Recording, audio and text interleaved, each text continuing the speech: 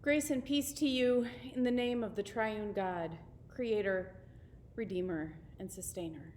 Amen. What do we do about money? It's a big question. The answer changes over time. Think back to how you answered this at different times in your life as a child, when you got your first allowance or got paid for doing chores. As a young adult, first out on your own and trying to figure out how to budget for things like rent, groceries and utilities, a car payment. The day when you realized that you probably needed to be saving for retirement. The first time you got hit with a big expense you hadn't budgeted for. Now, most of us have reached the age where we have at least some discretionary money, a cushion that allows us to fulfill some wants as well as our needs and save for a rainy day. I would guess that most of us have had times in our lives where we've been focused on money because we didn't know how we were going to stretch our pennies until the next payday. Some of us may have had to rely on others for assistance from time to time. That can be a scary place to be. It can lead to downstream worries about whether the money will last even after we've attained some level of financial security. And that level of financial security can make us feel a little uncomfortable sometimes as Christians. We look at texts like our gospel reading for today when Jesus exhorts his host to invite poor people to his dinner parties instead of his friends and wealthy neighbors. This way, he says, they can't repay him, and he'll be repaid at the resurrection. Let's turn first to our text from Hebrews, which I think can help us gain some much-needed context for Jesus' teaching. Throughout Hebrews, the writer focuses on the community, not on individuals within the community. This morning's text begins, "Let mutual love continue," literally, Philadelphia in Greek, the love of siblings for one another. By doing so, the writer is underscoring our theological understanding of our status as children of God and our responsibility to one another as members of the same family. And then he goes on to discuss what that love means. It's not just an emotion, not just picking up the phone to check in with each other periodically, but instead it's the things we do that strengthen our familial ties. If you have siblings, reflect back on your relationship with them at your closest point. Were there things you did to strengthen that bond? I remember doing dishes with my sister when we were teenagers. We took turns washing and drying, and we could stretch out a 15-minute task to something that took an hour or more, playing word games with each other. And I remember when we were in our 20s and living as neighbors. Communal meals, shared trips to the laundromat or the grocery store, game after game of cribbage, and hand after hand of rummy. All things we did that contributed to a shared bond, a deep knowledge that when push came to shove, if either one of us needed help, the other one would be there, without question, without doubt, and without judgment. And that sort of bond, the writer goes on to say, shows up in our other relationships too. When we have people in our lives that we know we can count on, it becomes easier for us to be people that others can count on.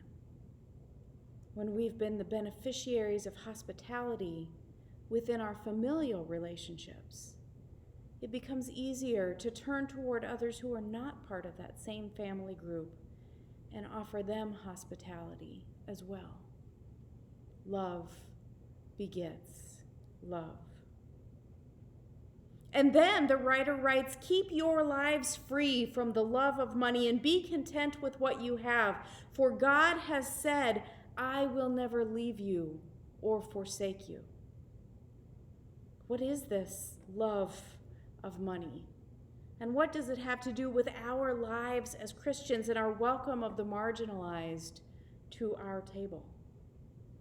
We're all familiar with the verse from 1 Timothy, which calls it the root of all evil.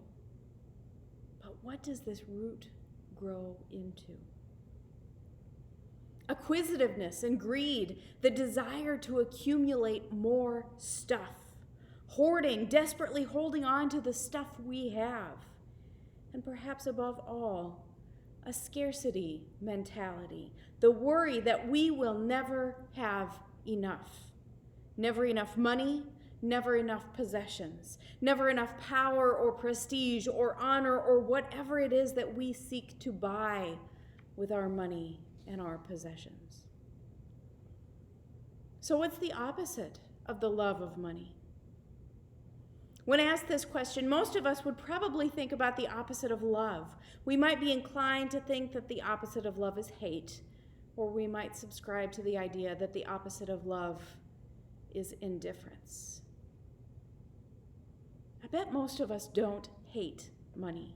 We may have a complicated relationship with it, but we appreciate the things we can buy with it. Our home, our transportation, our groceries and utilities, and whatever else we choose to spend our money on.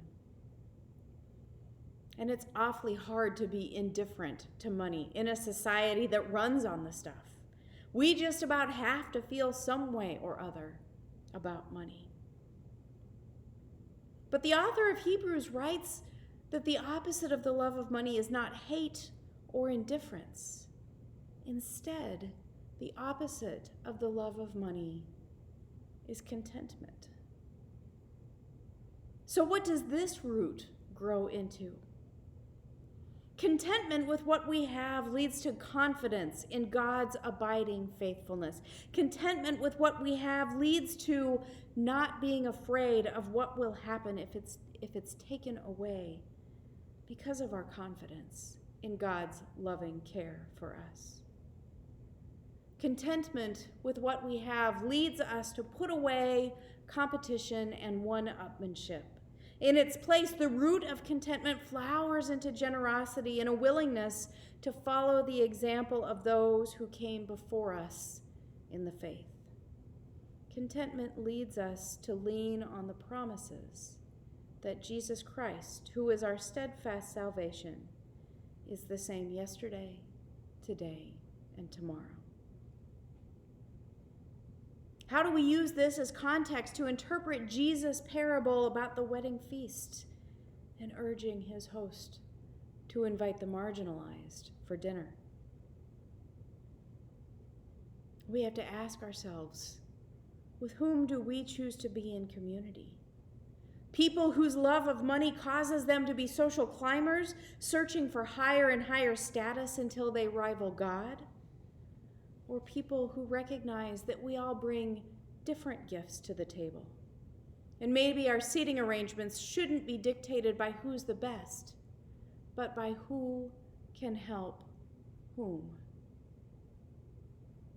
When our focus is on money, that's all we see, money and the status it provides. But when we're content with what we have, we learn to value other gifts, generosity of spirit, insight, healing, preaching, teaching, relationship building, and others.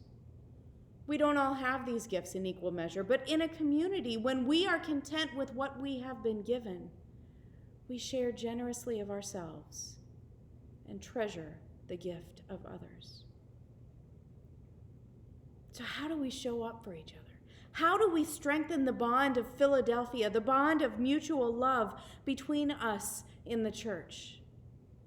We worship and study together, utilizing our own gifts for leading and teaching and asking questions.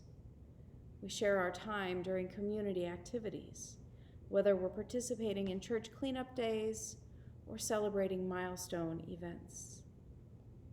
We engage in fellowship before and after worship and during Creative Friends, the men's breakfast, and Project Comfort, taking an interest in each other's lives through conversation or a shared activity. We show up for our youth.